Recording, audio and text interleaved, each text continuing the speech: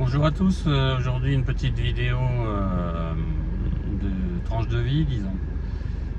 Aujourd'hui je suis en temps partiel, voilà, puisque comme je vous l'ai dit dans les aménagements que j'ai pu avoir suite à mon diagnostic, j'ai pu obtenir un 80%, donc je suis voilà, à temps partiel le mercredi pour couper la semaine, c'est mieux pour la fatigue.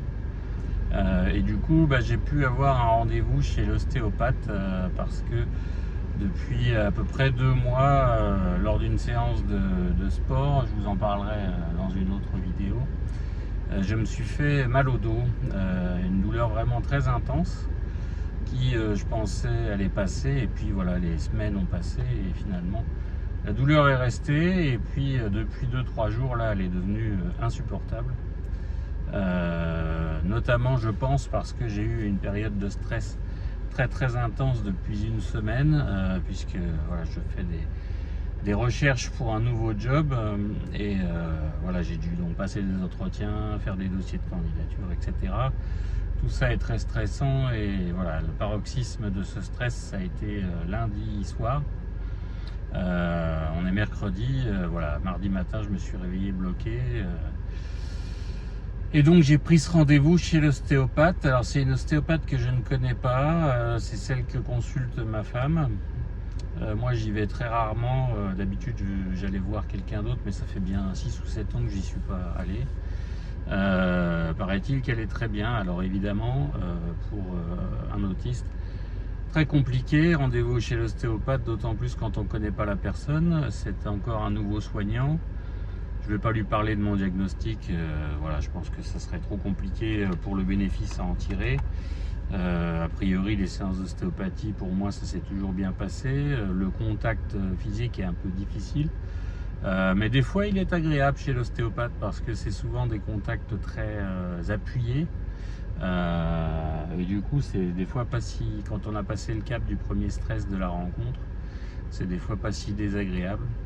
Et puis là j'attends vraiment une libération de douleur, parce que là c'est insupportable. Je suis épuisé alors que j'ai rien fait, juste parce que à chaque mouvement je souffre atrocement. Donc voilà, je suis sur le parking bien sûr, 25 minutes en avance, bien que ce soit qu'à 30 minutes de chez moi en voiture. Mais bon, comme d'habitude, j'avais peur d'être en retard, de ne pas trouver, etc., etc.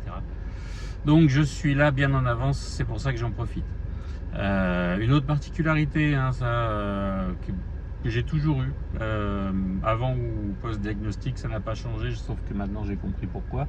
Pourquoi je pars toujours à peu près 100% du temps en avance. Il faut 30 minutes, je pars 30 minutes plus tôt que le temps de route, donc 1 heure avant, parce que voilà, et j'ai pas envie d'être stressé, d'être en retard, d'additionner ça au stress déjà présent. Et je mets mon GPS, même si je sais parfaitement où c'est, ça me demanderait un effort supplémentaire de pendant mon stress, quoi, finalement, de me repérer. Et du coup le GPS que je mets systématiquement ajoute pas de stress. C'est-à-dire que même pour mon trajet quotidien pour aller au boulot, je le mets. Sans ça, je suis pas bien. Ça me rajoute une petite incertitude. C'est très bizarre, mais c'est comme ça. Et puis là, voilà, on a un parking finalement énorme que je ne connaissais pas. C'est super. Sinon, j'avais peur. C'est dans une petite rue près d'un château. J'avais peur de ne pas pouvoir me stationner facilement. J'ai une CMI stationnement, une carte de stationnement grâce à mon diagnostic, et que j'ai demandé à la MDPH. J'ai pas obtenu sans mal quand même. Je m'en sers énormément parce que ça m'évite. Alors j'ai pas de problème de marche, mais ça me stresse énormément de devoir tourner 3/4 d'heure dans un quartier pour trouver une place, de pas ensuite me repérer pour rejoindre le lieu du rendez-vous à pied. Donc voilà, la carte CMI, alors là, dans mon cas en tout cas, c'est vraiment une aide hyper précieuse que j'aurais aimé avoir avant. Alors avant, comment je faisais, vous pourriez demander à ma femme si vous la voyez. Je me garais n'importe où, sur tous les endroits possibles et interdits, pour être au plus près de mon lieu de rendez-vous. C'est-à-dire que si je trouvais pas de place immédiatement, je me garais sur le trottoir, sur un passage piéton. Enfin bref, eu je sais pas combien d'amendes. J'ai jamais pris de place handicapée par contre, ça je sais pas, j'ai jamais osé.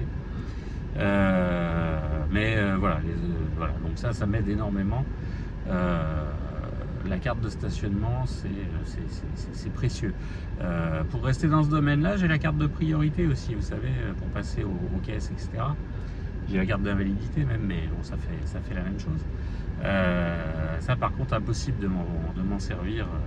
Je m'en suis servi 1 ou 2 fois, mais c'est tellement coûteux de la montrer aux gens qui vous regardent d'un air de travers parce que vous n'avez pas l'air handicapé et qui demandent pourquoi vous pouvez pas attendre. Bah, pourquoi je peux pas attendre? Parce que je suis tellement stressé d'être dans cet endroit bondé que je vais bientôt vous mettre un coup de boule à tous. Donc c'est mieux pour vous si je passe.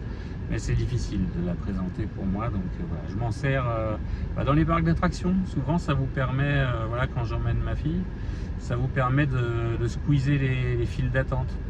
Au lieu d'être serré comme des sardines dans la file en zigzag jusqu'à arriver à l'attraction, bah, ça vous permet de passer par une autre entrée où il n'y a personne. Pas forcément d'attendre moins, mais en tout cas d'attendre tranquille. Alors vous attendez au milieu d'autres handicapés, c'est pareil, qui vous regardent bizarre des fois parce qu'eux ils ont une canne, un fauteuil et pas vous. Voilà, il y a beau s'expliquer, c'est pas gagné. Donc voilà, les cartes, vraiment un gain phénoménal en termes de qualité de vie, ça c'est sûr. Ça c'est sûr. Donc voilà les amis, je vais me rendre à mon rendez-vous. J'espère que je serai soulagé à l'issue ou un petit peu plus tard. Des fois il faut un peu de temps pour faire de l'effet. Je vous dirai comment ça s'est passé. Allez, à plus. Me voilà de retour 1 heure après ma séance d'ostéopathe. Superbe ostéopathe, hein, vraiment au top. Le diagnostic, bah, évidemment, c'est inflammatoire de manière aiguë un peu partout, au niveau viscéral et au niveau système nerveux. Voilà, en gros, j'ai rien de déplacé, hein, évidemment, comme souvent. Mais tout est inflammé, gonflé, irrité, et du coup, bah, j'ai mal partout. Donc on a plus fait une séance finalement de relaxation qu'une séance d'ostéopathie. Un peu les deux, mais c'était très bien, avec quelques conseils que je vais essayer de mettre en œuvre, cure de magnésium, etc. Pourquoi pas, ma foi. J'ai jamais essayé. Donc voilà, le bilan, ben, c'est toujours pareil, hein, un stress intense qui développe tout un tas de comorbidités, psoriasis, douleurs diverses, problèmes digestifs, mal de dos, etc., etc. Mais bon, c'est la vie. Voilà. Écoutez, je vous dis à bientôt pour une prochaine vidéo. Et puis, je vous dirai si les petits tips qu'elle m'a donnés sont efficaces. Donc, je vais essayer de mettre en place cure de magnésium, cure de vitamine D et changement d'alimentation au petit-déj, c'est-à-dire passer de café fruits à café salé, jambon, œuf, ce genre de choses. Voilà, m'a-t-elle conseillé. Donc ma foi, je vais essayer ça sur 2-3 semaines avant de vous faire un retour. Voilà. À très bientôt pour une nouvelle vidéo.